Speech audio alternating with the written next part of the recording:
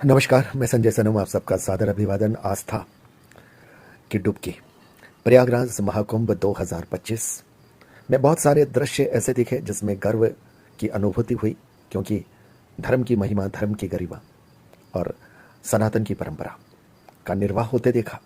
लेकिन इस महाकुंभ में दो चेहरे बिल्कुल अनजान, बिल्कुल अजनबी, बहुत तेज गति से वायरल हुए। एक तो आईआईटी वाले बाबा, जिनका नाम अभय सिंह, एक मध्य प्रदेश की माला बेचने वाली किशोरी जिसका नाम मोनालिसा, एक की नज़रों की खुमारी, आप कह सकते हैं कि उसकी वजह से वो चर्चित हुई कि झील सी गहरी आंखें और आंखों के साथ चेहरे की मुस्कान, और फिर वो अंदाज उसे वायरल कर गया। लेकिन जो आईआईटी वाले बाबा हैं, उनकी आवाज, बेबाक उनकी बोलने की स्टाइल, चूंकि बहुत पढ़े लिखे हैं इसलिए कई जगह तर्क और एक हंसी का एक जो ठहाका है उसका भी खास अंदाज, कई जगह सवालों के जवाब बड़े ही तार्किक, बड़े ही सधे स्वरों में, और ऐसा भी लगता है कि जैसे ओशो वाला अंदाज उनमें दिखा। पर उन्हीं बाबा को जब नशे में देखा या नशा करते देखा, या फिर उनकी जुबान से अपने माँ बाप के लिए हल्के शब्दों का प्रयोग देखा, तो फिर कहीं ना कहीं श्रद्धा आस्था का जो ग्राफ है उसके पायदान से नीचे उतरते भी लगे। ये बाबा इतने तेज गति से वायरल हुए कि उसमें उनके ये माता पिता के लिए कहे गए बयान, एक जगह शायद गुरु के लिए भी उन्होंने कुछ कहा होगा, उसके बाद उनको वहां से जिस अखाड़े के लिए आए थे या जिसमें रह रहे थे वहां से उनको जाने के लिए कह दिया गया। लेकिन सोशल मीडिया का दौर है, अब बाबा को लोग खोजने लगे और बाबा भी मिलते गए, इंटरव्यू देते गए।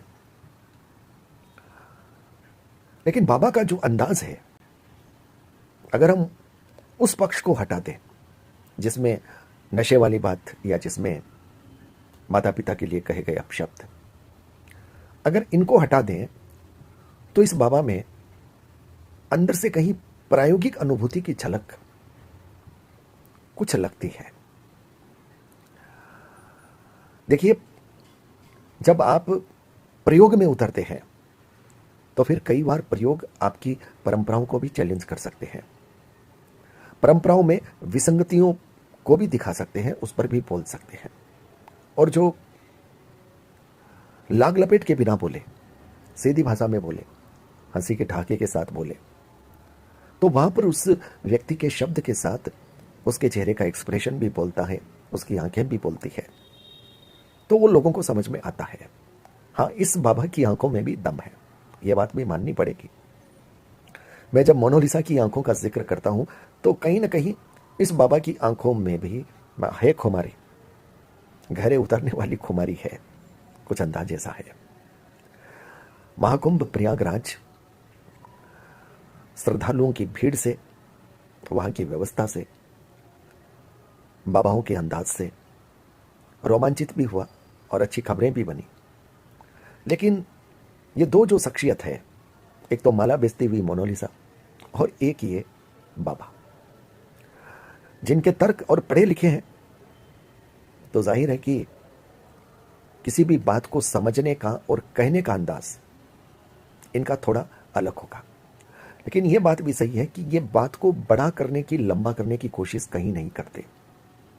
सवाल पूछा जाता है तो बहुत शॉर्टकट जवाब होता है, लेकिन उसमें कहीं ना कहीं एक ठहाका साथ में होता है, और वो जो अंदर से उठा हुआ ठहाका शब्द के साथ जुड़ता है तो वो एक अलग तरह की अनुभूति देता है। मैं सोशल मीडिया में जब इंटरव्यूज के साथ कमेंट बॉक्स पर नजर दे रहा था तो कई लोगों के कमेंट बड़े शानदार थे। कई लोगों ने ये कहा था कि ये अवधूत है, इसे खोने मत दीजिएगा, इसका ख्याल रखिएगा। ये परंपराओं से नहीं बोल रहा, इसके प्रयोग बोल रहे हैं, इसकी अनुभूतियां बोल रही है। और दोस्तों, जहां पर आपकी अनुभूति बोलने लगे वो सत्य है। मैं परंपराओं का सम्मान करता हूं, लेकिन परंपराओं में भी तोड़फोड़ होती रहती है। परंपराओं में भी लोग अपनी अपनी कुछ चीजें मिक्स करते रहते हैं। हमें पता ही नहीं चलता कि हम जिन परंपराओं को मान रहे हैं वो वाकई में क्या 500 साल, 700 साल, 5000 साल पुरानी है, या इस कालखंड में जितने भी लोग इन परंपराओं को लेकर के गए हैं उन्होंने उसमें कुछ अपना मिला दिया, कुछ वहां से निकाल लिया। हम नहीं कह सकते, लेकिन जहां प्रयोग की अनुभूति बोलती है वहां 100% सत्य बोलता है। और अध्यात्म में है क्या? लक्ष्य तो सत्य ही है, उस सत्य को पाना। ये बाबा ये पूजा की अवधि की औपचारिकता में विश्वास नहीं करता। ये कहता है कि मेरे साथ शिव हर वक्त रहते हैं। ये बहुत बड़ी बात है। हमारी पूजा करने का एक समय होता है, हम चूक जाते हैं और हमें अफसोस होता है कि हम अपना ये काम नहीं कर पाए, क्योंकि वहां पर हम परंपरा में बंधे होते हैं। लेकिन जब कोई व्यक्ति आत्मा से बंधा होता है तो वो उस 2 घंटे को 1 घंटे को अलग देखता ही नहीं, क्योंकि उसको यह महसूस होता है कि वो शक्ति तो हर वक्त उसके साथ है। वो पूजा नहीं भी कर रहा, वो कुछ और भी कर रहा है, तब भी वो शक्ति साथ है। वो पूजा कर रहा है तब भी शक्ति साथ है। एक शब्द का नाम दिया इन्होंने मेंटल वर्ल्ड, और एक बात इन्होंने कही फिजिकल वर्ल्ड, जहां पर कर्म की बात होती है। जब कोई नहीं था तो मैं मेंटल वर्ल्ड में था। ये बड़ी बात है कि आप जब अकेले होते हो और अकेले होते ही आप अगर उसके ध्यान में चले जाते हो, आपको कोई प्रक्रिया नहीं करनी पड़ती, आपको कोई श्वासों का आलंबन नहीं करना पड़ता, आपको कहीं मन को पकड़ने की कोशिश नहीं करनी पड़ती। आप अकेले हुए और मेंटल वर्ल्ड में चले गए। मुझे लगता है ये साधना की अपने आप में एक बड़ी पराकाष्ठा है। इसलिए ये आईआईटी वाला बाबा, जो मुझे पहले थोड़ा सा बदमिजाज, थोड़ा नशेड़ी ऐसा लगा था, लेकिन अब जैसे जैसे मैं इसको सुन रहा हूं तो मुझे लगता है कि यह व्यक्ति दिखावा नहीं कर रहा, यह व्यक्ति अपने ज्ञान को दिखाने की कोशिश नहीं कर रहा, यह छलावा नहीं कर रहा, और ये सिर्फ परंपराओं को निभाने का प्रयास भी नहीं कर रहा।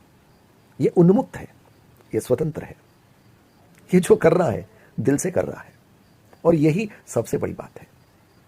इसके दिल में एक अट्ठास है, एक हंसी है, और ये हर जवाब के साथ वो एक ठुमका अपनी हंसी का ये छोड़ रहा है ये। और ये इस बात का कहीं ना कहीं संकेत है कि इसको अंदर का जो सुकून है, अंदर की जो शांति है, ये इसको मिल चुका है। इसको कहीं न तो खोने का डर है और नहीं इसको किसी की चिंता है। मुझे याद है कि एक इंटरव्यू में सुन रहा था, जब इनको वहां से निकाल दिया गया था तो एक महिला पत्रकार ने उनसे पूछा था कि आप कहाँ जाएंगे, क्या करेंगे। वो हंसे कि मुझे भी नहीं पता कि मैं कहाँ जाऊंगा, लेकिन उस हंसी में एक विश्वास था, एक आत्मविश्वास था। कहीं हीनता का भाव नहीं था, कहीं मलिनता का भाव नहीं था, कहीं किसी का सहारा खोजने की इच्छा नहीं थी, कहीं यह नहीं था कि देखिए मेरे साथ ऐसा हो गया, अब मैं क्या करूंगा, मैं कहाँ जाऊंगा। यह बहुत बड़ी बात है। तो मैं बिल्कुल स्पष्ट कहूंगा कि मुझे ये जो आईआईटी वाला बाबा है पहले थोड़ा अलग लगा था। और हाँ, ये बात सही भी है कि आपके माता पिता के साथ आपके संबंध अच्छे नहीं रहे, फिर भी आपको इस धरती पर लाने वाले वो हैं, तो इस रूप में माता पिता के लिए नहीं बोलना चाहिए। मैं इस बात को मानता हूं कि ये जो बातें कही जाती है कि माता पिता ही सब कुछ है, माता पिता के द्वारा भी कई बार बहुत बड़ी गलतियां होती हैं, जो ये बंदा बार बार कहने की कोशिश कर रहा है कि आप सिर्फ उसी ऊपरी आवरण को लेकर के घूम रहे हैं। पर इतना होने के बाद में भी एक थोड़ा सा सम्मान, आपके मन नहीं मिल रहे, आपका दिल नहीं मिल रहा, तो आप इतनी कटुता से मत बोलिए, क्योंकि आप अध्यात्म की राह पर हैं। आप उनको शैतान मत बोलिए, आप उनके विनाश की कामना मत कीजिए, क्योंकि आप अध्यात्म की राह पर हैं।